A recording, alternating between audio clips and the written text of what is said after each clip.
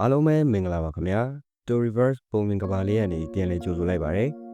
လူတိုင်းရဲ့ရင်ခုန်သံတွေကိုအေးချမ်းစေမဲ့စိတ်ကူးရင်အိမ်မက်တွေကိုအသက်ဝင်စေမဲ့ပုံမြင်လေးတွေကိုဒီ channel မှာတင်ဆက်ပေးနေတာဖြစ်ပါတယ်ဒီတစ်ပတ်တင်ဆက်ပေးခြင်းတဲ့ပုံမြင်လေးကတော့နှလုံးသားမှာပေါက်ဖွာသောတစ်ပင်ဆိုတဲ့ပုံမြင်လေးပဲဖြစ်ပါတယ်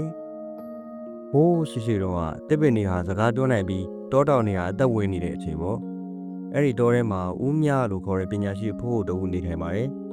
တနေ့မှာဦးမြဟာလမ်းပြောင်းနေတဲ့ကြော်စွာဆိုတဲ့လူငယ်လေးကိုကယ်တင်ခဲ့တယ်။ဦးမြဟာကြော်စွာကိုထူးဆန်းတဲ့သစ်စေးလေးတစ်စီပေးလိုက်ပါတယ်။ကြော်စွာဒီသစ်စေးကိုမင်းအိမ်ပြန်ရောက်ရင်စိုက်ပါ။ဒါပေမဲ့သတိထားရမှာကဒီပင်ကရေနဲ့ရှင်သနာမဟုတ်ဘူး။မင်းရဲ့စစ်မှန်တဲ့ခံစားချက်တွေနဲ့ပဲရှင်သနာ။မင်းစိတ်ချမ်းသာရင်အပင်ကလှပမယ်။မင်းလောဘတန်ရင်အပင်ကစူးတွေပေါက်မယ်။ကြော်စွာဟိုးဒါဆိုဒီပင်ကဘာအတွက်အသုံးဝင်မှာလဲဗျ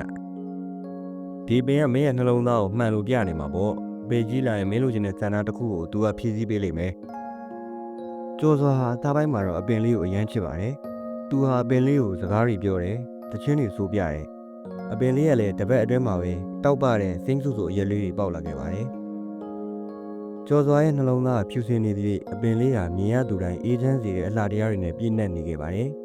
။တနေ့မှာတော့မြို့ဝတထေးကြီးတဦးကကျော်စွာရဲ့ထူးဆန်းတဲ့အပင်အကြောင်းကိုကြားသွားခဲ့ပါတယ်။သူကကျော်စွာကိုပတ်ဆက်အိတ်ကြီးပြပြီးကမ်းလှမ်းခဲ့တယ်။ဒီအပင်ကဆန္ဒတစ်ခုပြည့်စေတယ်ဆိုတာဟုတ်သလား။ငါ့ကိုအဲ့ဒီဆန္ဒကိုရောက်မှလား။ငါမင်းကိုတသက်စားမကုန်နဲ့ရွှေတွေပေးမယ်။ကျော်စွာဟာပထမတော့ညင်ခဲ့ပေမဲ့ညဘက်ရောက်တဲ့အခါရွှေတွေကိုကြည့်ပြီးစိတ်လှုပ်ရှားလာခဲ့ပါတယ်။အဲ့ဒီညမှာပဲအပင်လေးရဲ့အရွက်တွေဟာအနှဲငယ်ညှိုးနှမ်းသွားခဲ့တာကိုသူသတိမထားမိခဲ့ပါဘူး။ကျော်စွာဟာရွှေတွေကိုလိုချင်လို့အပင်ကိုကြီးအောင်အတင်းလှုပ်ပါတော့တယ်။သူဟာအပင်သားမှာထိုင်ပြီးငါ့ကိုရွှေပေးပါငါ့ကိုအမြန်ချမ်းသာအောင်လုပ်ပေးပါလို့ပဲအော်ဟစ်နေခဲ့ပါတယ်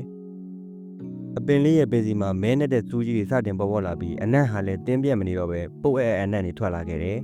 ။ဦးမြကကြော်စွာမင်းဘာတွေလုပ်နေတာလဲအပင်ကစူးတွေနဲ့ပြည့်နေပြီမင်းရဲ့နှလုံးသားထဲမှာအမှောင်တို့ဖုံးလွှမ်းနေပြီပဲအခုချက်ချင်းမရက်ရင်မင်းရောဒီပင်ရောပျက်စီးလိမ့်မယ်လို့ပြောခဲ့ပါတယ်။ကြော်စွာကအဖိုးကျွန်တော်ချမ်းသာခြင်းတယ်ဗျာလူတွေကကျွန်တော်ကိုအထင်ကြီးဖို့လိုတယ်ဒီပင်ကကျွန်တော်ကိုကူညီရမှာပေါ့လို့ပြောခဲ့ပါတယ်။ကျော်စွာဟာဝမ်းသာအားရနဲ့ပန်းကိုဆွတ်လိုက်ပါတယ်။အဲ့ဒီခဏမှာပဲသူ့အိမ်ရှိမှာရွှေတွေပုံကျလာခဲ့တယ်။ဒါပေမဲ့ထူးဆန်းတာကသူရွှေတွေကိုထိလိုက်တိုင်းသူ့ရဲ့မှတ်ဉာဏ်တစ်ခုစီပျောက်ဆုံးသွားခဲ့ပါတယ်။တစ်ခုကိုရဖို့အတွက်တစ်ခုကိုပေးဆက်ရမယ်ဆိုတဲ့လောကနီးယာမှာကကျော်စွာကိုစတင်နှိပ်စက်ပါတော့တယ်။သူဟာရွှေတုံးကြီးကိုပိုက်ထားပေမဲ့ငါဘယ်သူလဲငါဘာလို့ဒီမှာရှိနေတာလဲဆိုတော့သူတယောက်တည်းရေရွတ်နေခဲ့တယ်။အပင်ကြီးကတော့အားလုံးကိုသတိပြီးတည်ဆုံးသွားခဲ့ပါပြီ။သူ့ရဲ့မျက်ရည်တွေဟာခန်းချောင်းနေတဲ့အပင်ချေရင်ကိုကျသွားခဲ့တယ်။အဲ့ဒီမျက်ရည်တွေဟာလောဘကြောင့်မဟုတ်ပဲစစ်မှန်တဲ့နောင်တကြောင့်ထွက်လာခဲ့တာပါ။အဲ့ဒီအခါအပင်အိုကြီးရဲ့အောက်ခြေမှာစိမ့်ဆိုတဲ့အဆိုးလေးတစ်ခုပြန်ပေါက်လာခဲ့တယ်။ကျော်စွာဟာပညာရသွားခဲ့ပါပြီ။သူဟာချမ်းသာမှုကိုမရှာတော့ပဲစိတ်အေးချမ်းမှုကိုသာရှာပါတော့တယ်။သူဟာရင်ကလိုအပင်လေးကိုစောင့်ရှောက်ရင်းတောထဲမှာပဲအဖိုးကိုဦးမြနဲ့အတူနေထိုင်သွားပါတော့တယ်။ကျွန်တော်တို့ရဲ့နှလုံးသားဟာလည်းအပင်တစ်ပင်လိုပါပဲ။လောဘနဲ့ရင်တော့ရင်စူးတွေပေါက်မယ်။ရစ်တာတွေနဲ့ပြုစုရင်တော့ထာဝရအေးချမ်းတဲ့ရနံ့တွေကိုပေးစမ်းမှာဖြစ်ပါတယ်။ဒေါကကြီးမှာအကောင်းဆုံးသင်ခန်းစာတွေကိုပုံမြင်တွေကနေတစ်ဆင့်ရရှိနိုင်ပါတယ်။ဒီနေ့ပုံမြင်လေးတွေကသင်ခန်းစာကိုခန်းစားမိရဆိုရင်ကွန်မန့်မှာရေးသားဆွေးနွေးပေးခဲ့ပါဦး။အခုလိုမျိုးနည်းနည်းတဲ့ဘဝအမြင်တွေပါဝင်တဲ့ဇာတ်လမ်းတွေကိုအမြဲကြည့်ရှုနိုင်မှုကျွန်တော်တို့ရဲ့ channel ကို subscribe လုပ်ထားဖို့ဖိတ်ခေါ်လိုက်ပါရစေ။ကိုယ်စိတ်နှပြကျမ်းမာချမ်းသာကြပါစေခင်ဗျာ။